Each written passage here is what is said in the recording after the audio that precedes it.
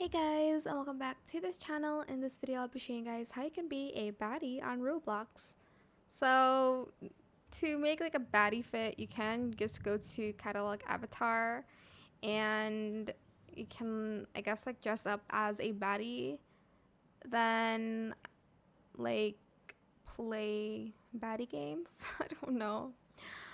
Just go to catalog, and let's go to like,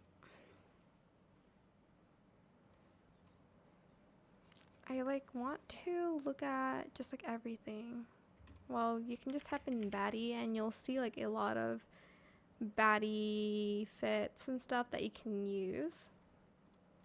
Again, with the baddie fit, you can then just find baddie games. There's like this one.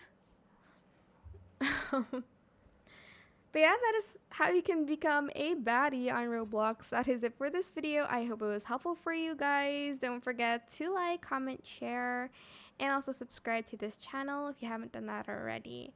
If you have any more questions about this video, just leave it in the comments section down below, and I'll try my best to answer them all for you guys. And if you found this video helpful, please click the thanks button as well. That is it. Thank you so much for watching. Bye. Why is she coming after me?